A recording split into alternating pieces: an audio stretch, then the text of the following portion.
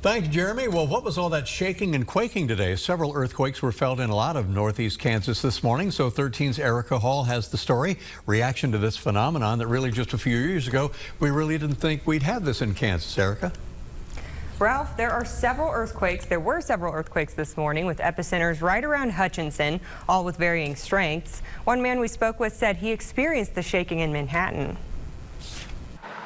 At around 8 a.m. Friday, Tim Sharp was in his Manhattan office and felt shaking. I was sitting and I felt my chair move underneath me, and that was probably the first indication. It's like, well, that feels strange. Sharp likely felt the strongest of 4 earthquakes that hit Friday morning near Hutchinson, a 4.2 magnitude. He says while there's been earthquakes in Riley County before, he's never noticed them. I've always been doing something when that happened, and you know, if I'd been standing up walking or something like that, I probably would have never noticed this. 3 smaller quakes measuring 3.1, 2.6, and 2.7 were recorded in the general area over the next several hours.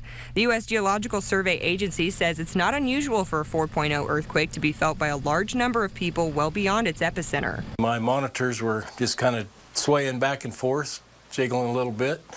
And probably, I don't know, 5-10 seconds, it was done. There was no damage at Sharp's office, but Egbert Liquor in Hutchinson did lose anywhere from $800 to $1,000 worth of wine and liquor from shaking when the earthquake hit.